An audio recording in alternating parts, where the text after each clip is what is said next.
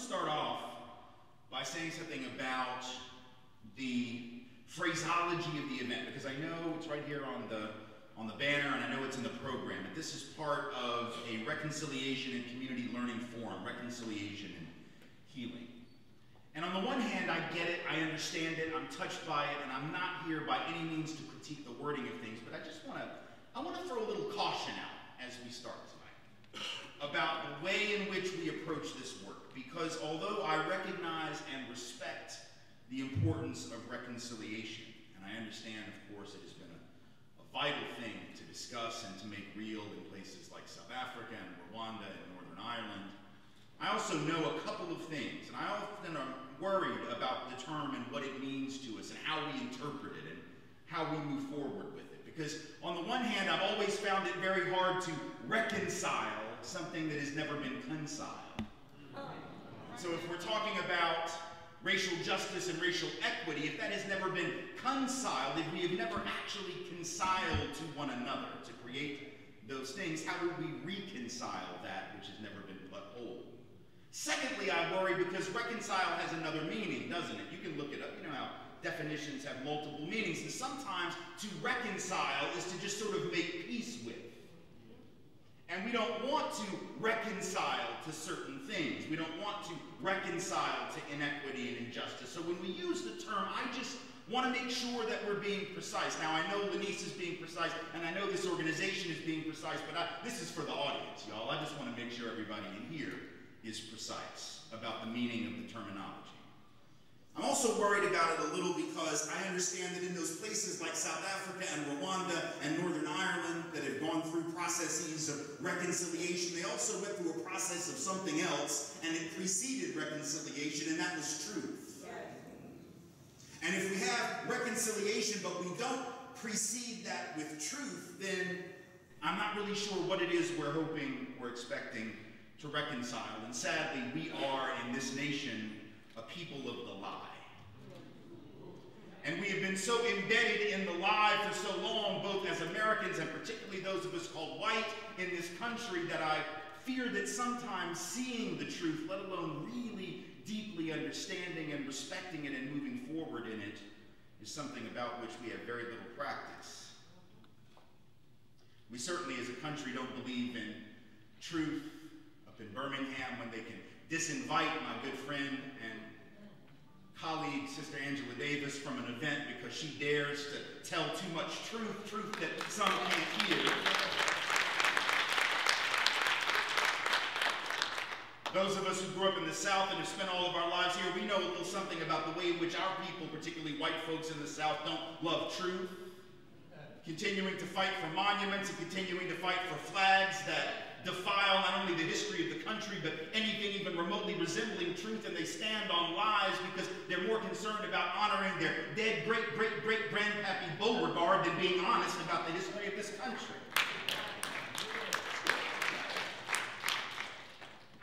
See, as long as you continue to lie to yourself and act as if that war was not really about the desire to maintain bondage of human beings, you can't move into the 21st century on the basis of justice and truth. The folks who seceded told you why they seceded. They were honest about it. They had no shame. And so they just said it, every one of them. They didn't lie. They didn't talk about states' rights. They didn't talk about trade policy. They didn't talk about tariffs. They talked about the desire to maintain white supremacy and own other people. That was it. It was only later they decided that didn't sound so nice so that they would prevaricate. And now, 150 years later, folks have built their entire psychic life around that deception. So we're not a people of truth. We're certainly not a people of truth as we get ready to celebrate Martin Luther King's holiday in a week. A little more than a week. Right? We're not a people of truth there because we don't actually honor the real Dr. King. We honor the safe Dr. King. We honor the Dr. King that never challenged anybody, never made anybody uncomfortable. We honor the secular saint, not the man who was hated and hunted until the day he died, not the man who 2 weeks after he was taken from us, more than half of white Americans told Newsweek that he remained a more divisive than a uniting figure. That's what my people thought of Dr. King even after he was in the ground. So let's tell the truth tonight. And every night as we move forward, and every year as we honor that man, because on Monday and on the Sunday before the holiday, there will be politicians in this country in both major parties that will go to church to honor this man, even as they turn around and vote budgetary decisions that he would have found abhorrent. They ought not even darken the door of a church on his holiday. If there were any shame, they would not. They don't remember the real Dr. King, the one that said that this country had become the greatest purveyor of violence in the world. He said that one year to the day before he was taken from us. Now, you don't have to agree with him, but you can't act like he didn't say it. They don't honor that Dr. King, or the Dr. King who said just a few months before he was taken from us in a video that I never saw until about 6 months ago. You can find it online, though, thanks to the miracle of technology, where Dr. King said that all throughout history, this country had created special programs for white folks, the Homestead Act, the GI Bill, the FHA loans, the VA loans, which, although they were theoretically open to all, we know in practice were not. And as a result of those special programs for white folks, black folks were now going to Washington to get theirs. You see, that would be a Dr. King who believed in reparations, whether he used that terminology or not. But we don't honor that Dr. King because we don't believe in truth. We are a people of the lie, steeped in a history of self-deception. James Baldwin said it best in Ebony magazine in 1965 when he said this. He said, people who imagine that history flatters them, as it does indeed since they wrote it, are impaled on their history like a butterfly on a pin and become incapable of seeing or changing themselves or the world. This is where it appears to me, Baldwin continued, most white Americans find themselves impaled. They are dimly or perhaps vividly aware that the history they have fed themselves is mainly a lie, but they do not know how to be released from it. And they suffer enormously from the resulting personal incoherence. You see, when we have told lies for that long, they become the blood that keeps us alive. They become the very essence of our being. And if we do not have an accurate historical memory, we can't understand the moment in which we find ourselves today. And I thought about that more than ever, not as an activist or a scholar or a writer, but as a parent a few years ago.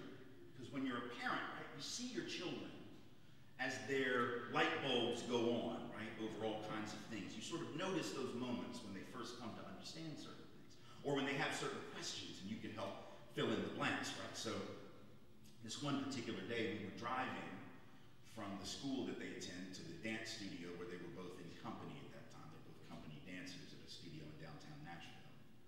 And they were 12 and 10 at that time. So we're on this surface streets between the school and the studio. It's a road that we drive every day, pretty much 3, 4, 5 times a week at least, and had been doing so at that point for a year and a half. So the neighborhoods are neighborhoods that we drive through all the time. It just so happens on this particular day, we were stopped at a red light in the middle of public housing, just down from their school, on the way to the studio. And as we're waiting for the light to change in the middle of public housing, my 10-year-old, Rachel, who's sitting in the back seat, pipes up and says, "Daddy, why is it that pretty much everybody in this neighborhood is black?" Now that is an excellent question. And I was impressed that my 10-year-old was doing urban anthropology in the back of my Highlander. It was reassuring that she was paying attention. She was bright beyond her years. She said, "Daddy, why is it that pretty much everybody in this neighborhood is black?" And I was excited because this is the one question my child could ask her father, and her father would actually know the answer. See, if she had asked me about where does electricity come from, I would have been like, "Aren't you studying that?" Or I would have done what every parent does when the child asks a question to which you do not know the answer. You know what we do, right? If you're a parent, you know. The answer is, "I don't know, what do you think?" That's what we do when we don't know. But my child asked me about the racial demographic of a neighborhood. That's the one thing Daddy actually does know. So I was excited because I'm getting ready to show off in front of my 10-year-old and my 12-year-old. And when you are a parent, you will take victories wherever in the hell you can find victories. So she asked the question, why is this neighborhood pretty much all black? And then something happened that I didn't know was going to happen because I'm an only child. I didn't know this was a thing, but apparently it is. When a younger sibling asks a parent a question in the presence of the older sibling, inevitably and without much delay, the older sibling will offer the answer herself just to show off in front of the younger child and show her what an idiot she is, that she doesn't already know the answer. So remember the question, Daddy, why is this neighborhood pretty much all black? I got the answer right here in my throat, ready to go. And the 12-year-old, Ashton, sitting in the front seat, says, redlining. I was like, what?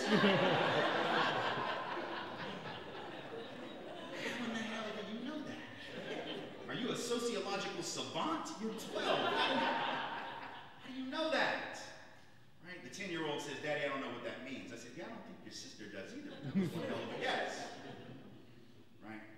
And I only had about 4 minutes before we're going to be at the studio, so I had to break it down. Now, here's the thing. The redlining answer, you all know what that is. Obviously, this long-standing practice of banks and lending institutions literally drawing red lines around black neighborhoods. No one within the border of the lines was getting loans. We understand that. That's not actually how the neighborhood became black. So my daughter's off a little bit. She was 12, y'all, so I'm going to cut her some slack. Redlining is not why it's black. Redlining is why it's poor. Redlining is why it's poor, because when you starve a community of capital, right, then obviously it is going to become poor if it were not already so, and stay poor over time. But it was still a pretty good guess, and in the 4 minutes that I had, I broke it down. I explained, first of all, of course, that those public housing apartments were not created for black folks, they were created for white folks. In fact, for the first several years, in most of the country, you could not move into public housing if you were not white. This was a program for the white working class and white poor, but at the same time, the government created other programs like the FHA loan and others that allowed white folks to actually leave the cities, move to the suburbs, where the jobs were beginning to go, where they picked up the garbage twice a week, where the grass was greener.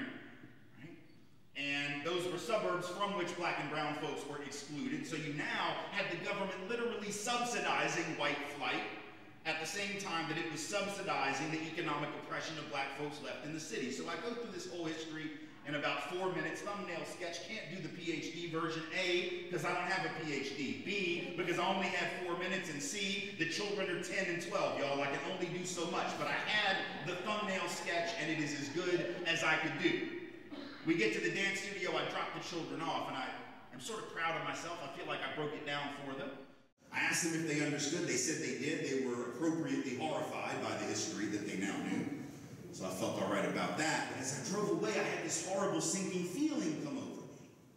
And then that sinking feeling was predicated on a realization that what if I don't know the answer to the question?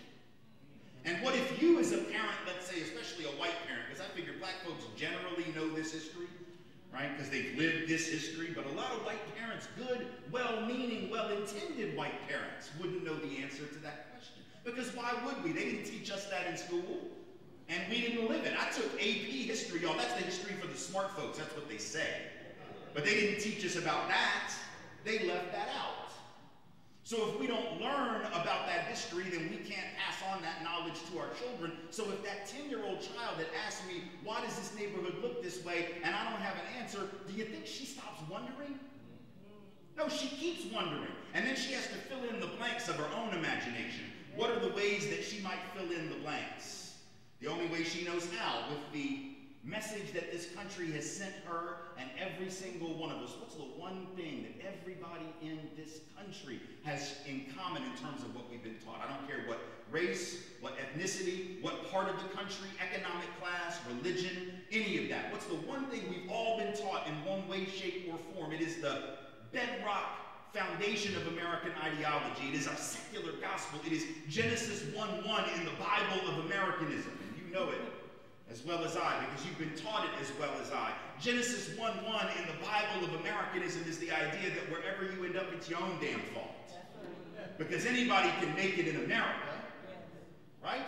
Anybody who's willing to work for it can make it, so if you didn't make it, it must be something wrong with you. That notion of meritocracy, rugged individualism, right? That if you just work hard, by God, anybody can make it. But the problem is if you teach, and here's the thing, we all know that isn't right. We all know people that have worked hard their entire lives, got nothing to show for it. We all know people, I would imagine, at least most of us do, who were born on third base, think they hit a triple, never had to do any real real hard work in their life. I'm even told by rumor that there are some people who had access to $400 million worth of their father's real estate empire and assets want you to think that they're a self-made billionaire. That's what I've been told. So it isn't about hard work and effort and initiative and skill and pluck and determination. But if we teach our children that, and I know why we do it, we want to incentivize effort. I get it, right? We want to inspire them to believe that they can be anything. But unless we tell them the truth about the things that sometimes get in the way of that, we're setting them up. Because if you tell people they can be anything, and then they look around and they see that some folks aren't, and some folks are, and some folks have got a lot, and some have got none, right? What do they then conclude? What is my daughter, if I don't know the answer to her question, and she fills it in by looking around and going, well, I guess these people live like this over here on this side of town because they're lesser. Because that's the lesson that the culture would have given her. That means, in a sense, racism becomes a default position if we don't fill in the historical blanks. Classism becomes a default position if we don't fill in the historical blanks. We start rationalizing the poverty of all poor people, including poor white folks. We start rationalizing the relative disempowerment of women as women, because if we look at a hierarchy and we have men disproportionately at the top of that and women disproportionately below that, and we have a society that says wherever you end up is all about you, then we've just rationalized sexism as well. See, all of these isms become rational unless you are interrogating the narrative of the culture. But that's Genesis 1:1, y'all. I'm asking you to question Genesis 1:1. That is like standing up in the pew, in the church, right after the preacher has just done the sermon and announcing that God does not exist. It does not go over particularly well. But that doesn't mean that we can't do it and shouldn't do it. We have to do it, because as long as that ideology remains uninterrogated, unquestioned, it's going to be very hard to build a movement for justice. Because a movement for justice can't survive in a society that says that those who are suffering are there because of their own inferiorities, be they cultural, biological, or anything else. Only a society that rejects that notion can actually build justice and fairness and equity. But we are people of the lie, so we keep on telling it. Only a people of the lie could come up with and sustain a slogan like "Make America Great Again." Because only a people of the lie could believe that there was a time ever in our history that America was great.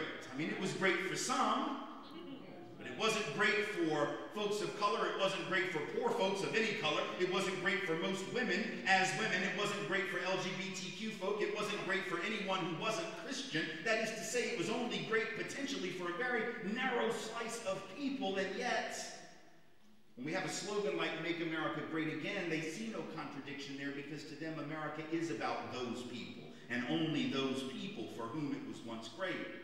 But only a people that had no true historical memory could come up with such a thing and sustain such a thing and not question such a thing. Only a people of the lie can have such trouble understanding the movement for Black lives, particularly when it comes to police misconduct in Black and brown communities. You see, the reason we have so much pushback on this is, again, because of a fundamental lack of historical memory, a fundamental commitment to lying rather than living in truth. Because Black folks know, if white folks don't, and I gather most of us do not, that modern policing traces directly its lineage to the slave patrol. That's where it comes from. This is not an innocent history, devoid of context. It has always been law enforcement which was the cutting edge of the oppression of Black and brown bodies. That is not the same as saying that every single member of law enforcement is indeed an oppressor. It is to say that the system of law enforcement, the institution of law enforcement, and the culture of law enforcement have been oppressive. And that's not a matter of opinion. That's not something about which you can honestly disagree. That is a matter of history, incontrovertibly so, because who enforced the laws of segregation if not cops? Who pulled those bodies off of the stools during the sit-ins if not cops? Those weren't random people from the community throwing folks into the wagon and taking them to the jail. Those were people with badges and guns and the authority of the state. It was always people of color who were the targets of that, and it was law enforcement who were the instigators of that. They are the ones who were implicated in the assassination of 27 members of the Black Panther Party. They are the ones who enforced the war on drugs for the last 35, 40, 45, or even 50 years. A war on drugs that I'm quite confident was not about drugs, and the only reason I know that is because I'm standing here tonight. And I can tell you about this because the statute of limitations has expired already, and we're in church. If the war on drugs were about drugs, I don't know who'd be giving this talk, but I know it would not be me unless y'all were able to let me Skype it in from prison, because that is probably where I would be still today. War on drugs was never about drugs. We know that white folks use, possess, and even deal drugs at rates that are equal to, or in many cases even greater than the rates for black and brown folks, according to all the available data, but we also know who is suspected, and therefore who is detected, and therefore who is profiled, who is arrested, and who is prosecuted for drug offenses. And if we know that history, then the movement for Black lives begins to make more sense, because we see how devalued those lives have been within the justice system. If we understand the history of brutality and misconduct and disproportionate use of violence against black and brown communities, then a slogan like Black Lives Matter shouldn't rattle us at all. But we don't know the history, and that's why we respond with, well, but what about my life? Well, but all lives matter, don't they? Yes, precious, they do. I know that my white daughter's lives matter. They matter quite a bit, certainly to me. The difference is, of course, that everybody knows my daughter's lives matter. Everybody knows it. No one would question it. The cops know it. The loan officers at the bank know it. Her teachers know it. Both of their teachers do. Any future employer will know it. It is taken for granted that their lives matter. We have to specify that which is forgotten.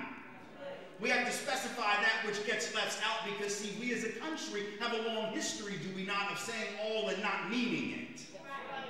Thomas Jefferson said, after all, that all men are created equal, endowed by their Creator with certain inalienable rights, among these life, liberty, and the pursuit of happiness. But when he wrote those words, he owned 237 human beings, so I'm fairly confident he did not believe his own rhetoric.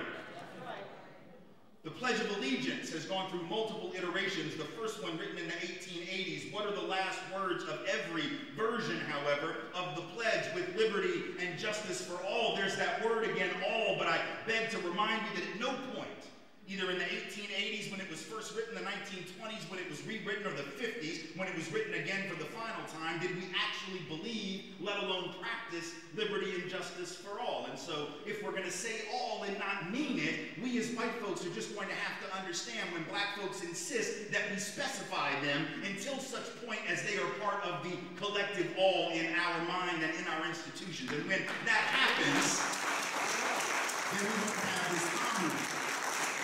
But if we don't understand that history, see, then it becomes divisive, because we don't understand that some people experience this country fundamentally differently. We can't understand that because we haven't been taught it and we haven't lived it. Again, the importance of accurate history here, the importance of truth before the reconciliation could not be clearer. Certainly couldn't be clearer than with regard to the current debates over immigration. The only reason that this has become as divisive and as toxic as it has become is because of the lies that we have told those of us called white in this country about how we got here. Because I gather that for white Americans who are currently trying to close the border, but only this one, never this one, only this one, never that one, we're apparently not worried about crafty Canadians sneaking in to take advantage of our superior healthcare system. Please take note that Senator Rand Paul just went for a hernia operation in Canada. We only worry about this border, and the reason we do that is because we've told this lie about ourselves and about those folks. All right, see, black folks know how they got here, and Native peoples know that they were here, and folks who are Mexican know that a lot of their ancestors were on this land well before any Anglos came, because we stole half of their country in a war of aggression that we started on false pretense. So they have a longer history on this particular plot of land than we do. But putting that aside, we have told this lie as if to give the impression that all the Europeans who came were sitting around reading Chaucer and calculating complicated mathematical equations. That we all spoke the language perfectly, that we all had clean fingernails, that we were high-skilled immigrants rather than the losers of Europe. But we were indeed the losers of Europe.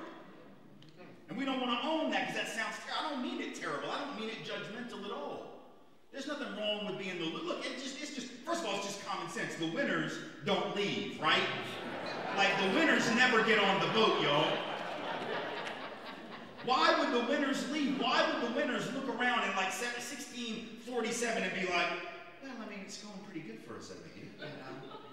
Well, I mean, it's good, right? I mean, we got a big castle. We hang out with the king. I mean, you know, we got a lot of money. Children, come here for a minute. I think I have an idea. I've been talking to your mom, and we've made the decision that in a couple of weeks, we're going to get on a big ship. And we're going to sail across the ocean to the new world. We might die. We might get hijacked by pirates. We might get eaten by sharks. But if we make it to the other side, I'm sure that once it's all done, we will agree it was a fantastic adventure. Yeah, that didn't happen. Only the losers get on the boat. The winners stay put. When white folks say things like, you know, my family came over on the Mayflower, I'm like, shh, okay, you might want to not brag about that. Do you have any idea who was on the Mayflower? You know who was on those early ships? Or more importantly, do you know who wasn't? I'll tell you who wasn't on the Mayflower, the king. The king was not on the Mayflower. Neither was anybody that the king particularly wanted to keep around, right? These were boats filled with convicts and losers and people who could not make it, who were starving to death. And there is no shame in being the loser, especially when you then pick up and decide you're going to start over. But if there is no shame in the English doing it, and if there is no shame in Scotsmen doing it, and if there is no shame in the Irish doing it, and Germans doing it, then there is no shame when folk in Honduras do it, and when folks in Guatemala do it, and when folks in Sri Lanka do it. But we call this lie. And if you're bound up in a false narrative that says we came for these high-minded purposes and they're just coming to take advantage, then it becomes harder, isn't it, to see yourself in them and to see them in you. So we say that, we say, well, we came for liberty and freedom. And they're just coming for stuff. We didn't come for liberty and freedom. If we had come for liberty and freedom, we would have established some liberty and some freedom. The colonies were some of the most unfree places in the world. Colonial history can pretty much be summed up in, you know, oppressing African peoples, murdering, if possible, or spreading disease to indigenous peoples, and looking for the witch.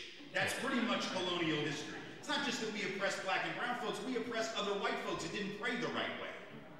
Right? So these were not freedom-loving people. These were people that came for the same reason everybody moves. For stuff, for opportunity, so as not to die. There's no shame in that. Nobody likes to move, y'all. My wife and I built a new house 5 years ago. It is only 3 blocks from our old house, and it damn near killed me. When we were done, I told my wife, never again. I'm never moving. That was awful. If we have grandchildren, this is the house to which they will come. You will take me out of here on a stretcher. I'm not moving. That was 3 blocks. Now imagine moving more than 3 blocks, more than 3 states, moving an entire country, uprooting everything that you know, leaving everybody that you know to a culture, a country with a language different than your own. You would never do that for fun. You would never do that to take advantage of our so generous welfare system or education or healthcare programs. You wouldn't do that. You would only do that as an act of desperation, the same thing for which immigrants have always moved. But if we tell ourselves these lies, right, if we tell ourselves that they are taking advantage and we came for high-minded principle, or that they're coming, you know, illegally, at least our people came legally. What does that even mean in the context of European immigration? I mean, what does it mean to have come legally? I'm quite confident native folk would have now, in retrospect, wished they had had some better laws to keep us out. But the fact that they did not is a technicality. The fact that we came documented or legal, what does that even mean? It means nothing at all. Legality is a function of power. Legality is a function of who has the power to make the laws. I know this firsthand because it affected my own family. In 1901, My great-grandfather on my father's side first came to the United States. I say first came because it didn't work out. He happened to sail in as a Russian immigrant Jew from Minsk. A 2-week or so boat trip, finally gets to New York, happens to sail into the harbor about 10 days after President McKinley has been shot by an assassin. He would later die about 2 weeks after being shot. The assassin, the child of Eastern European immigrants from the same town as my great-grandparents. And so my great-grandfather, who comes into the harbor at the very moment of intensified anti-Russian hysteria over anarchists like Leon Czolgosz, who had killed President McKinley. They turned the boat around. My great-grandfather was sent back to Russia. It takes 6.5 years to save up enough money to make the trip again.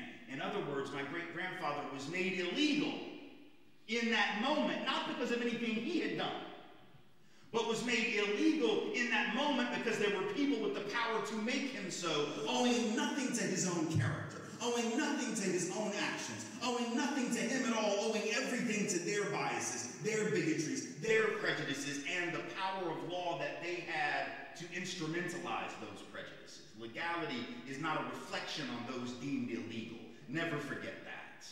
It is always and forever a function of power.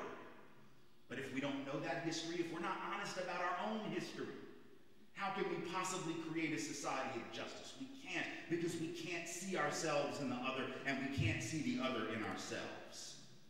If we are going to move forward, we must begin by telling the truth about how we got from point A to point B, and about how our country got from point A to point B. Now, telling the truth isn't sufficient, but it is the beginning of wisdom. And for so long, we've lied. We've lied so much that we don't even recognize the way that history is repeating itself. In the wake of the election of President Trump, you know, the thing you heard even from progressive commentators, this wasn't what you heard on the right, this is what you heard on the so-called left. You heard people say, well, now this is unprecedented. This is not normal. This is not the America we know. It's not. What exactly is unique about this moment, other than the fact that it is beamed into your living room on television 24 hours a day, and that the president rage tweets at 5 o'clock in the morning? I will grant you that is a little different. But other than that, what is new about a rich white man telling not rich white people that their enemies are black and brown? That's not new. That is the oldest play in the playbook of American politics. Rich white men telling not rich white people to look out for black and brown folks. That is the oldest play. It's not unique. Donald Trump didn't come up with that. He's following a script that has been around since the colonial period. I beg to remind you that it was in the colonies when whiteness was first created as a concept, and it was for that very purpose. There were no white people. I realize that to some of us now called white, that comes as a shock, that we've only been around for a few hundred years as white people, but that is the truth. We didn't think of ourselves as one big team. Right? The English hated the Irish hated the English, everybody hated the Germans. Right? The Northern Italians didn't even think the Southern Italians were Italians. The history of Europe was killing one another and looking for the witch. Some themes keep coming back around. There was no white race, there were no white people, and all of a sudden in the middle of the 17th century, in the middle of the 1600s, there became a need to create this group. Why? Did they discover some new anthropological evidence, some new biological or scientific evidence, some new linguistic evidence that we were all part of some pan-European tribe? Of course not. There was no new discovery, except one. And that was a discovery that the elite in the colonies were pretty heavily outnumbered by poor folk. That was the discovery. Rich people could count. And they looked around, the landowners in Virginia and elsewhere looked around, and what did they see? They saw that when you took the indentured Europeans, one level above slaves themselves, and you combined with them enslaved Africans, that the poor and the marginalized heavily outnumbered the elite and the landowners, and they got scared. And they realized that if they didn't come up with something so as to divide those emerging coalitions of poor and marginalized peoples, that somebody was going to jack their stuff. And indeed, occasionally that happened. Bacon's Rebellion, 1676, one example, not the only one, but one example of poor and marginalized European indentured servants and enslaved Africans coming together to overthrow aristocracy in the Virginia colony. That scared the rich. So they had to come up with a way to split those coalitions. What way do they come up with? The creation of whiteness. The idea that you might not have much, but as W.E.B. Du Bois said, I might not have much, but at least I'm not black. He called it the psychological wage of whiteness in his world. We're not going to pay you real wages. We're not going to give you real land. We're not going to give you real power, but we'll give you an interest in this thing right here so that you'll feel superior. Rich white men telling not rich white people that their enemies are black and brown. It's 400 years old. It continued in the period of the Civil War. That's what that was about. So you have rich white folks in the South who are very honest about their desire to maintain white supremacy and the enslavement of African peoples. They're very clear about it. Again, no real shame about it, as I said earlier. And so they announce that that is the purpose for which they seek to secede and perhaps go to war. But now rich people don't go to war. Rich people don't fight. Rich people get doctors to write notes that say they have heel spurs, so they don't have to fight. And so the rich were able to impress upon the poor the importance of fighting to maintain the Southern way of life. But now that's sort of hard to get your head around, isn't it? Because if you're a poor white Southerner, you don't own anybody. So you're not actually directly benefiting, at least not in the same way, from the system of enslavement. In fact, one could argue you're being hurt by it. Because if I'm a white poor person, I have to charge you $1 a day to work on your farm, and you can get the slave to do it for free because you own them. Guess who got the gig? Free got the gig. Right? And the guy that had to charge you didn't, which is to say that poor white folks would have been better off joining together with black folks to overthrow aristocracy because their own labor was being undercut by slave labor. But see, the rich came to them and said, no. These folks get free, they're going to take your job. No, fool, they already got your job. That's the point. But rich white men telling not rich white people that their enemies are black and brown, and it worked. And 600,000 people died because of that lie. Fast forward to the current moment, we see the same thing again with immigration. If we just can build a wall because they are your enemy, everything will be fine. If we can just build a wall, your jobs will come back. If we can just build a wall, your wages will increase. Is that how you think capitalism actually works? You just build the wall and all of a sudden all the bosses of America are like, holy shit, you figured it out. Here's a raise. Oh well, you figured out the trick. We had a good run with that trick, but now you built the wall. Here's some extra money. That's not how that works. That's not how that works at all. Capital is always going to be on the move, right? You build a wall, it's not going to stop the boss from moving the factory, is it? It's not going to stop the factory from moving. It's not going to stop the money from being invested in a Cayman Island bank account offshore, or in Sri Lanka, or in Honduras, or in Guatemala, or wherever. They'll still be moving. If you allow capital to move, and you allow goods to move, but you don't allow workers to move, you've just rigged the game in favor of capital and against workers. But if I can convince you that those workers are the ones that threaten you, see, they're the problem, then you'll ignore all of that on behalf of that psychological wage. See, we have to come to understand this moment in American history as a continuation of a long-standing drama, a drama of divide and conquer rooted in the lie of white supremacy. And it's a lie that we sold so effectively to white people that we don't know how to do without it. How do I know that? I know it because if you want to really understand the opioid crisis, see, if you really want to understand that, see, we don't like to talk about what that really is. We don't want to talk about what that really is. What's an opioid? An opioid pharmacologically is a drug intended to do one thing only, block pain receptors. Doesn't fix your problem. Doesn't solve the illness from which you suffer. If you slip a disc in your back and you need surgery, they'll give you opioids to get through it, but it's not going to fix your back. You're going to have to get under a knife for that. If you have cancer, they'll give you opioids to kill the pain, but it doesn't get rid of the cancer.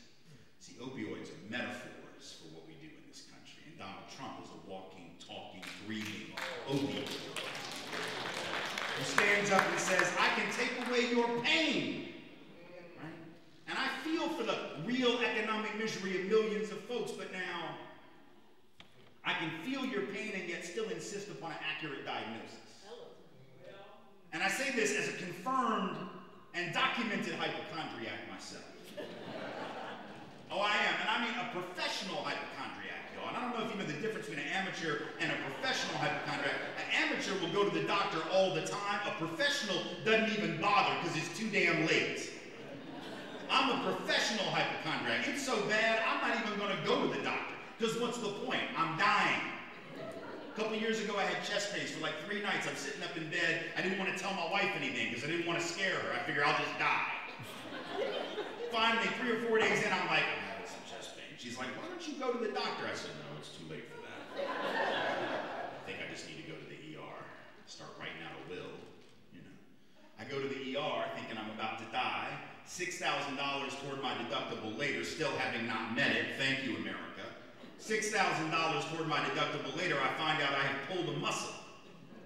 I come back home, my wife, on the one hand, lovely woman, very sympathetic to my pain. Thank God she didn't say it was all in my head. She was understanding, but she did say, even though I feel for you, I insist on an accurate diagnosis. Stop consulting Dr. Google when you have pain.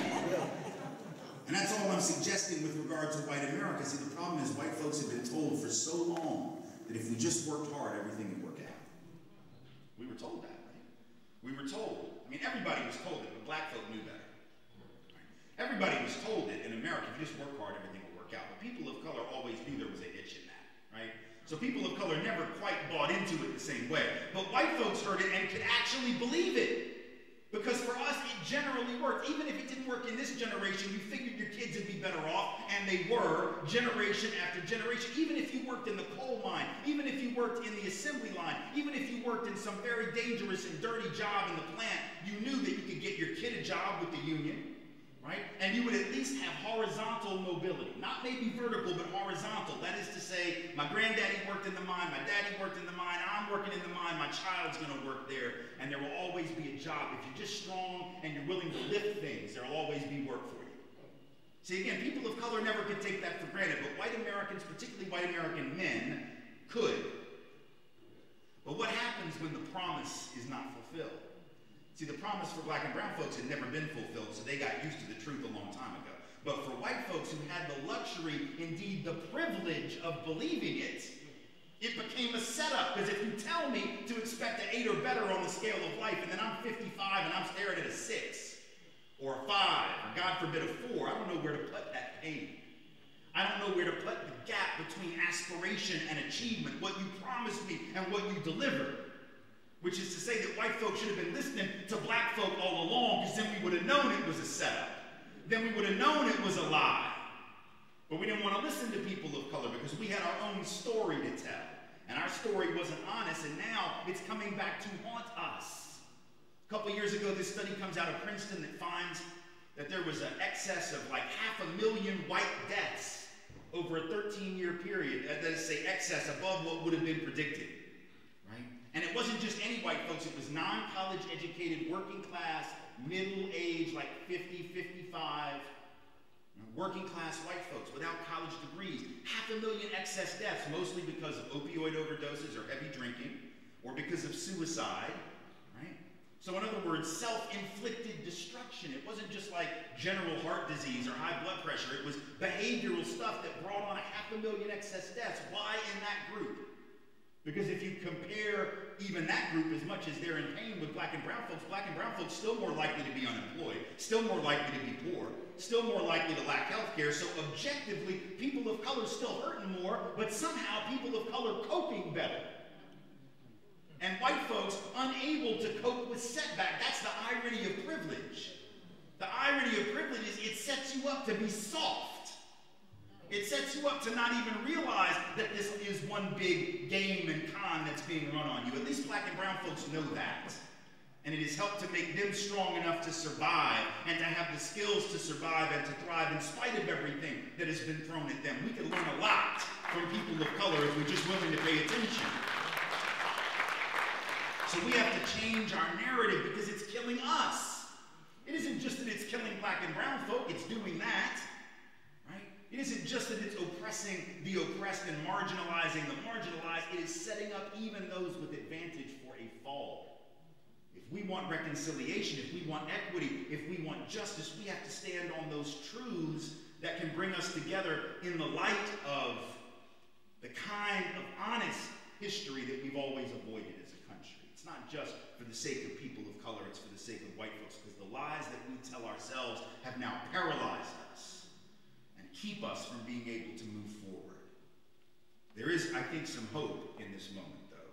If we understand the way that history repeats itself, and if we understand that this is part of a larger process, and it's not new, that it's not unique, that Trumpism is not some new thing, it's not a deviation from the American norm. If we understand that it is the American norm, that can empower us, because we can then look to those who have fought that American norm generation in and generation out and succeeded in many ways. We don't have to be paralyzed by it. It's always more frightening when you're fighting a new monster than the monster you've always known. And I know this because I remember when I was a child, I had a superpower. It wasn't a good one like flying or seeing through stuff.